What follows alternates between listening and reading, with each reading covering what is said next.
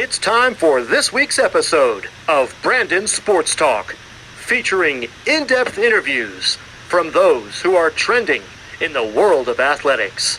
And now, here's the host of Brandon Sports Talk, Brandon Pate.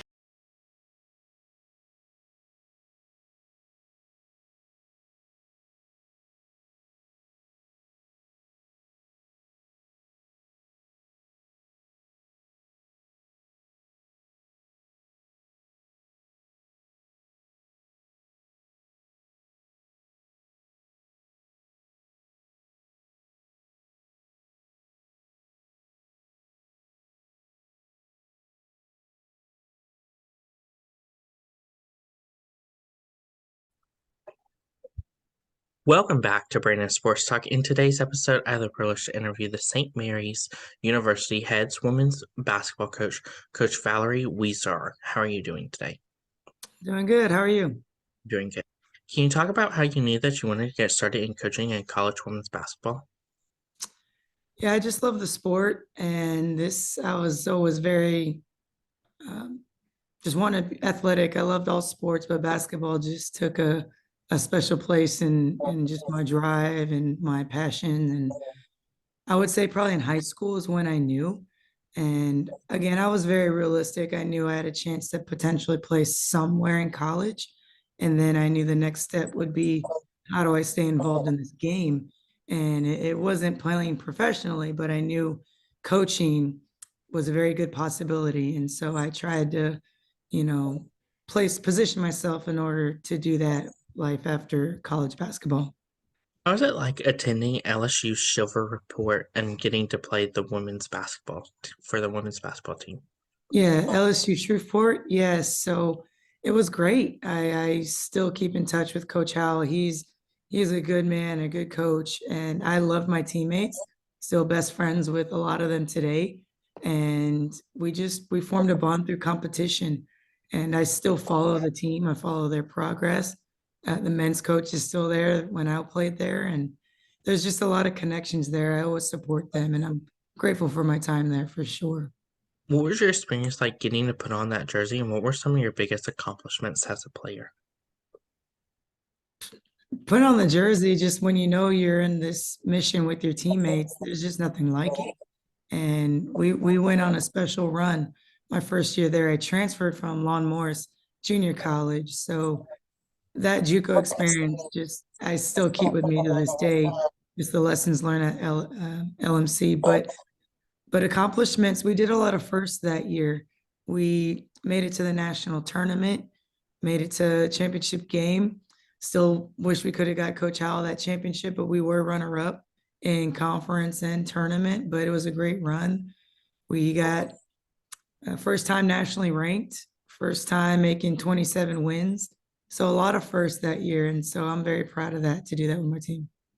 How's that experience like helping your team go to being nationally ranked? The experience, it's a roller coaster. There's ups and downs, lefts and rights. And as long as you stick together, and you have the end goal in mind, you're able to get through it. So those experiences just really prepared me for the real world. And I think that kind of forges you together as teammates. And that's why we're still pretty close today. Of course, coming out of college, what was it like getting into college coaching and getting your first coaching job? It was scary, but I've been very fortunate to have adults basically help me along the way, be very good mentors.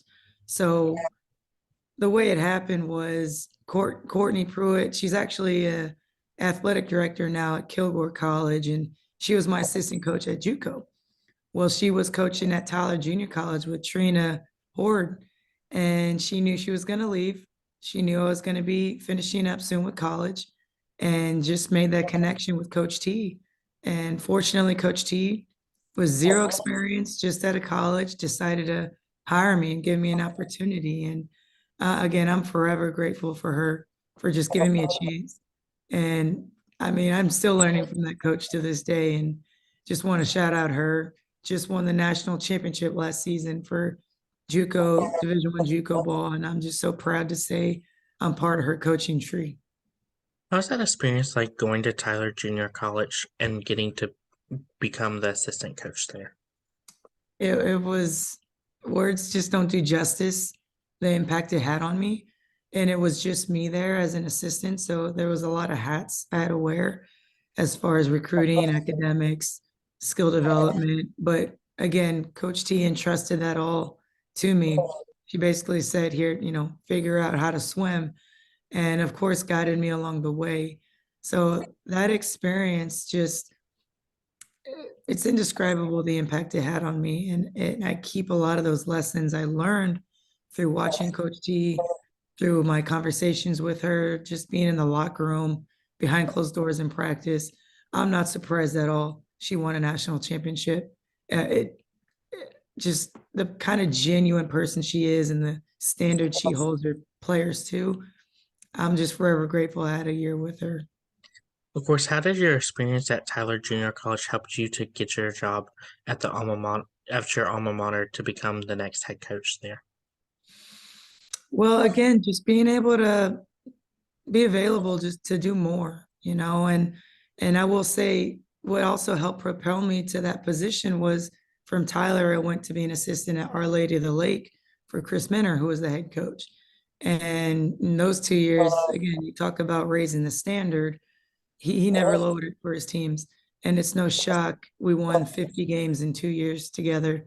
Again, watching him hold those kids to hard work, nothing but the highest effort every day. It just allowed me to see what it takes to win. I see what it took to demand the best out of your players, and they responded. So we were in the same league. So of course we played against LSU West those 2 years every year in conference. That way, our athletic director at LSU Shreveport, Coach McDowell, he was able to see me coach in action. And again, just having the success that we had at Olu, it allowed me to position myself pretty well to get the head job at Shreveport. What was that feeling like when you did get that call from your alma mater to become the next head coach? Again, words just don't do it justice. I can't think of a word that adequately describes how great that felt. My goal growing up, I always just wanted to be a coach. I thought it would be really cool to be a head coach and like steer my own program one day. And then just again, the way God works is it's you have this plan and he just has this whole other ideal for you. And all you got to do is just work. Hopefully he opens those doors and you got to be ready. So when I got that call for my alma mater, it was personal. It meant something to me that it wasn't just a job. It was my teammates from the past, my coaches I wanted to make proud, the community that went to our games as a player, the professors, they were still there. So there was a lot of support and it was just really neat to prove them right. They've always been complimentary of me and I just wanted to prove them right and make them proud. And I feel like our teams did that.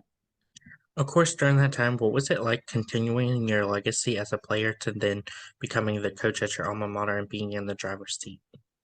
It was fun. I thought, again, I was so young. I made so many mistakes as a coach, and those players just stuck with me throughout the whole thing. I'm grateful for those kids because, again, I didn't know what I was doing. I was trying my best, and those kids just brought it every day. We had some really good players, and again, I still keep in touch with them today. A lot of us follow each other on Facebook, so I get to see them being great moms. Some working at Shreveport, some are officers over there in Louisiana. So again, just forming that bond of the ups and downs, highs and lows, and the experiences we had together, that I'll just never forget it. And again, I want to make them proud, even though I've moved on. We all still follow each other and want success for each other. And so that's kind of a pretty cool special connection we all have. What were some of your accomplishments as a head coach at Shreveport?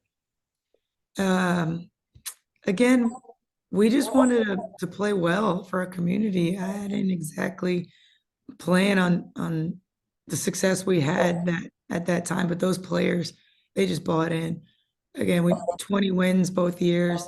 Fortunate to make the national tournament both years. We made some noise. I don't think people thought, Shreveport was gonna play those two games in the national tournament as close and as tight as we did against top 10 teams in the country, and our kids just battled. So I'm just proud of again going back to the national tournament, getting that LSU Shreveport brand on the national stage, and they've kept it rolling. They're still doing successful, and I'm just proud to be associated with them. Of course, after that, what was your time like going to Lafayette to become the associate head coach?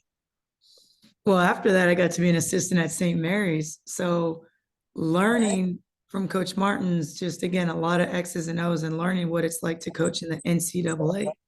That was very impactful for me. So that prepared me to be ready for just the way things roll in the NCAA. So going to Louisiana, it was unexpected. Again, you have these ideas on how you think your career is going to go, and I was so ecstatic and happy to be at every spot that I was at. So when Coach Broadhead called and offered me an opportunity to go to a very prestigious, very successful, already successful mid-major, it was an experience I couldn't pass up.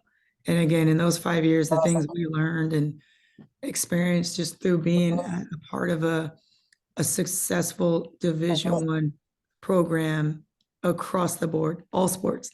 It was really fun being around those competitors.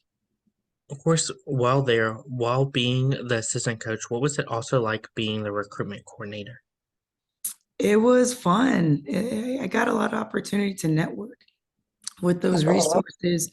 You can travel more, you can recruit wider areas of the country, and it's a lot easier to recruit when you believe in your program, and I'll never go somewhere where I have to lie. So it was really neat showing them what the culture was all about at Louisiana. And again, just making connections, being proud of wearing, Louisiana across the chest, and being proud of our program and the league and our admin. Everything was, I'm not going to say easy, because recruiting is a hard thing to do, but when you're genuine and the people around you are genuine, it does make it a lot smoother process. How's it like for you to obviously return back to St. Mary's University after becoming the assistant coach and now becoming the head coach there? It's a blessing. It's just, again, I just, you never know when these opportunities will come. You just got to be ready. So again, those 5 years at Louisiana prepared me to take over a program again, having a lot of responsibility those times at UL. I was ready. So I'm very grateful for that experience at Louisiana. So when this call came to come home to coach and have our players play in front of, the city I'm from, city some of those players are from, there's just something extra special to it. When we say you want to make the community proud, I'm part of that community. So it's special. And these kids are special. They've welcomed me in with open arms. They've accepted everything we've thrown at them thus far. So it's been exciting. How's that been like, obviously getting to coach in front of your family and friends and having them come to the games? It's fun, I will tell you that. And then it's funny because after, my mom and dad, my parents come to every game. So of course they're like, yeah, man, y'all got to work on this. You really got to worry about that. I'm like, I know we got this. So I have one assistant on payroll, Coach Liz, but really it seems like we have 15 support staff just because they come to the games, and all well intended, good intentions. They want our team to do well. And just having that support after win or lose, those people are there to support you. There's just nothing like it. Of course, how did your time as a head coach at LSU Shreveport help you into where you are now at St. Mary's University? Again, being able to have experience at such a young age, not having a clue what I was doing at 26. I remember I always go back to those times. I remember what it was like in a certain situation. How would I have handled that better? And again, just being grateful that those kids stuck with it no matter what. You just try and figure out system and practice ideals and culture, how to go about building it. I still reflect on those times at Shreveport. And again, of course, you evolve as a coach. And I'm grateful to have another opportunity to get better and steer the ship, so to speak, and keep the standard high, and our girls have been answering it every day.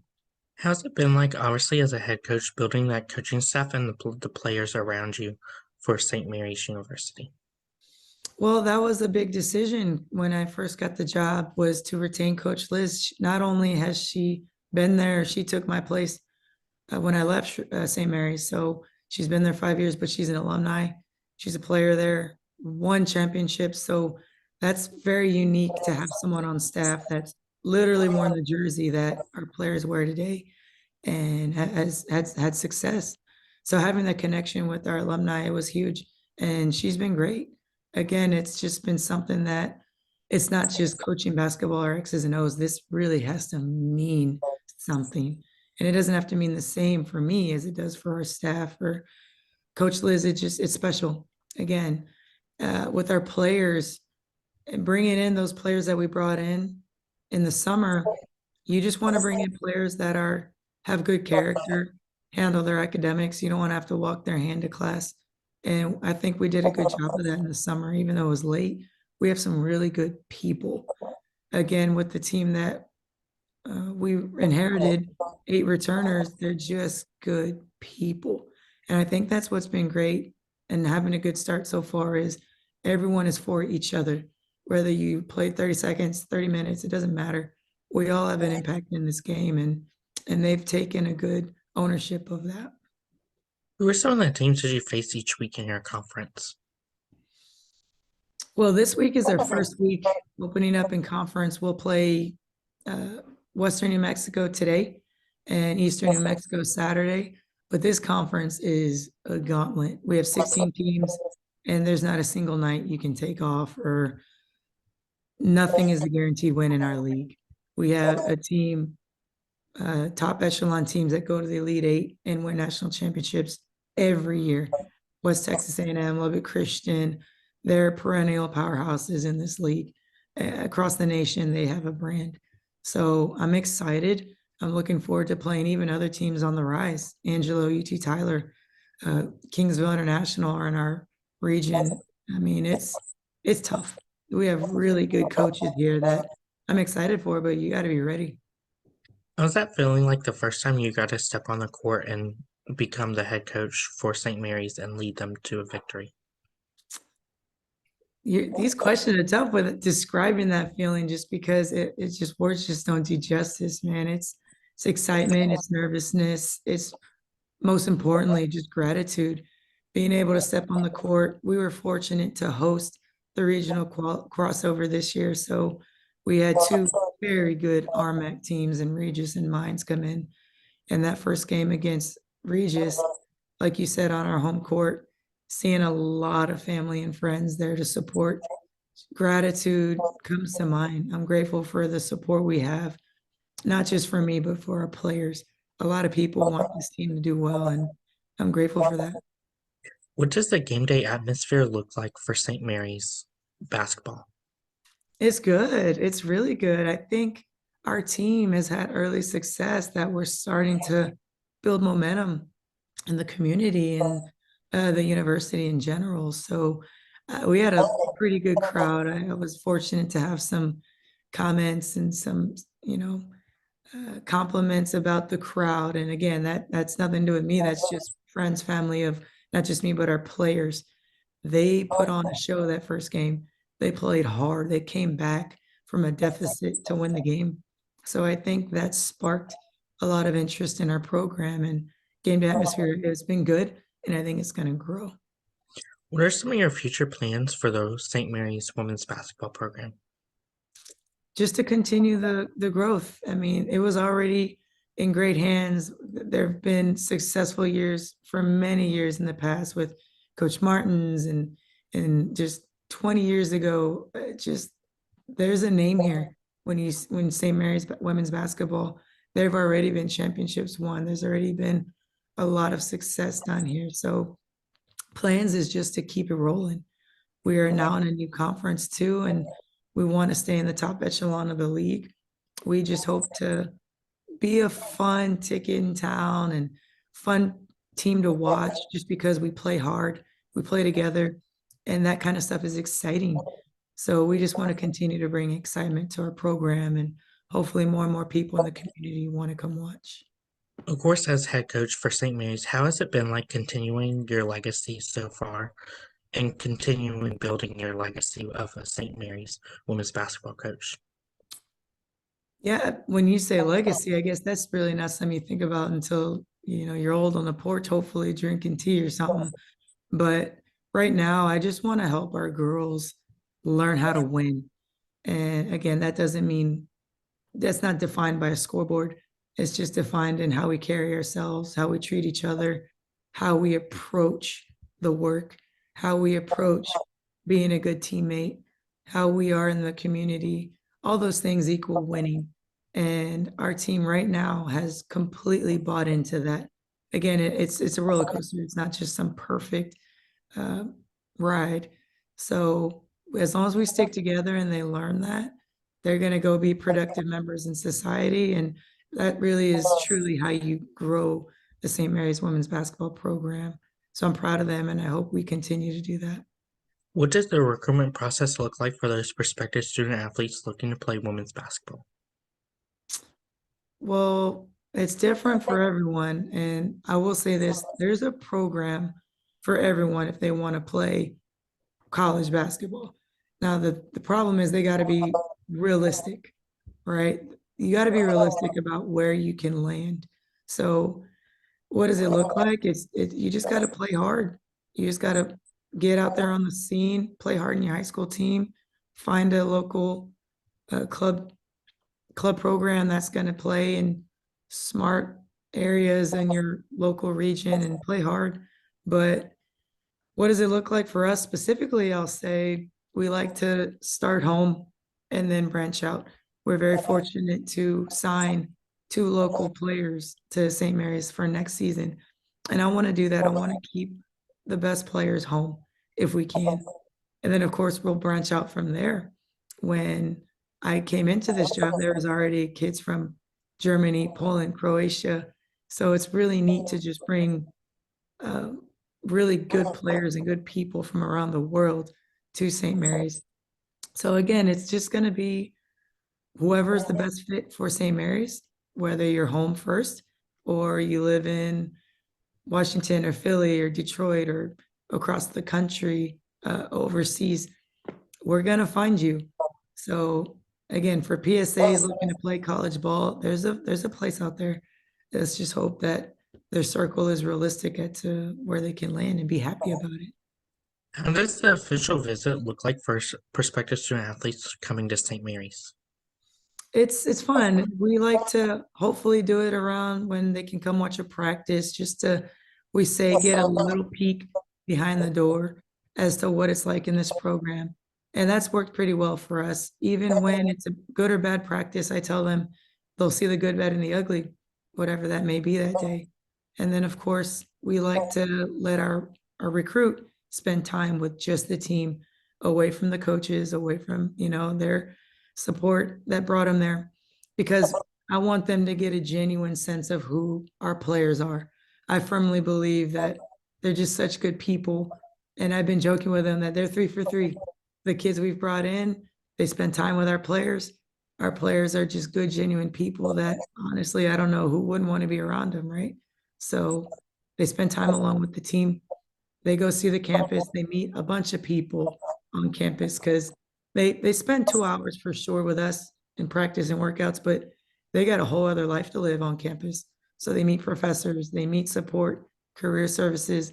Everyone's been willing to meet them and show them what they can do at St. Mary's and how St. Mary's can help them in the real world one day.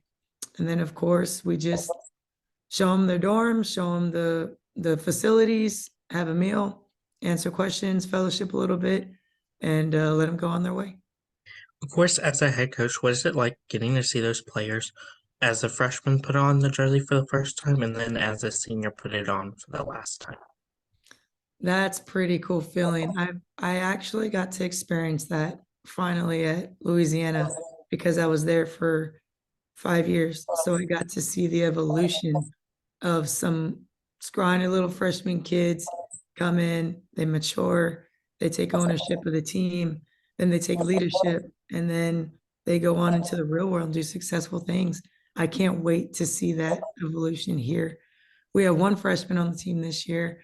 It's just funny to see her go through those freshman moments that you just know they're going to get through them. You see the potential, and it's our job to bring it out of them throughout 4 years. So it's really fun to see the evolution. No kid should ever be the same when they come in as when they leave. And you just hope that you give them the right challenges, you help them through the right situations, and you create and cultivate an environment for them to grow. You don't pacify them with it. You just put them in a situation where sink or swim, just like I got to do with Coach T back in my first years coaching. So I'm excited. I'm really excited to see the growth and evolution here. How's it been like obviously seeing them put on that royal blue jersey and fall in love with the colors? That's really neat to see. Like, for example, media day, they have fun with it. And so they might not realize it, they might not click yet, but seeing them wear St. Mary's, like you said, the royal blue, then post about it, and then have success, and then other teams see it, and then really and truly they realize like they are doing something special way beyond themselves. This isn't about each individual, it's just about what they've done for the program and what the program's done for them. It's a really neat relationship to see, and I'm very fortunate to be close and friends with alumni here that have worn that jersey. So they take pride in our success now. They take pride in what jobs these kids might have later on. So it's just a really neat family that's already been cultivated here. I just want to continue it. What advice would you give those high school athletes that are looking to play college women's basketball? Advice is just don't let too many distractions affect you from your ultimate goal. Hopefully, that ultimate goal is to play college ball. And then from there, just be a good teammate. When you're a good teammate and you get over yourself and start seeing the world through everyone else, how do I make people better? How do I make, this team successful based on my actions, whether I'm playing or not? I think that's going to help.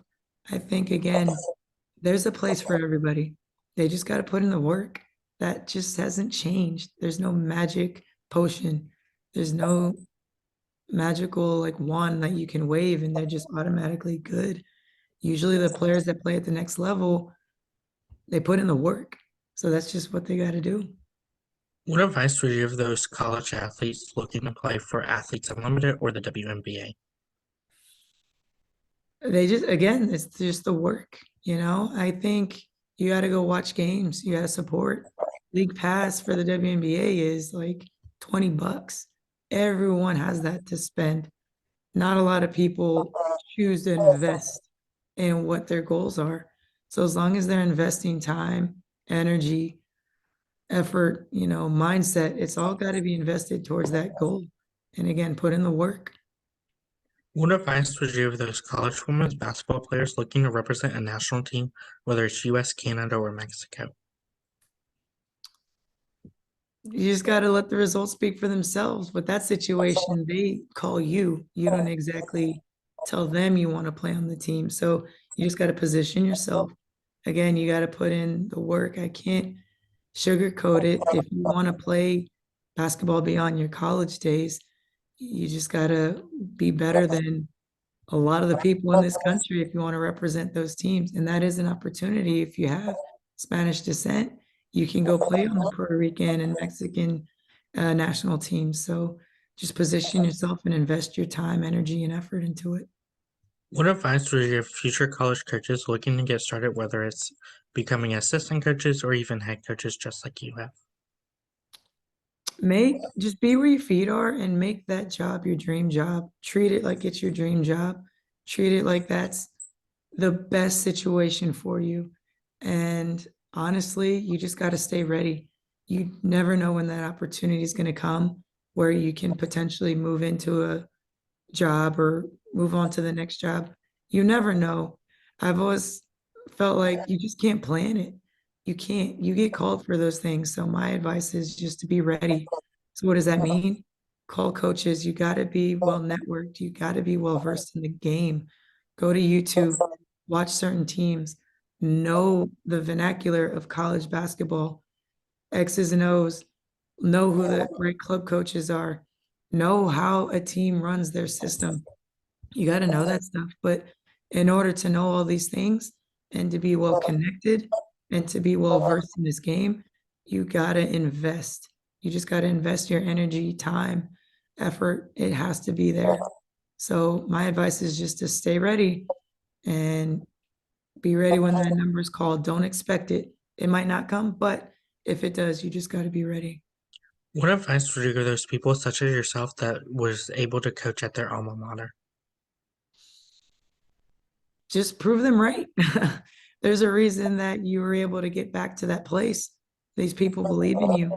And so I would just say, go out of your way to say thank you. Go out of your way to do something special.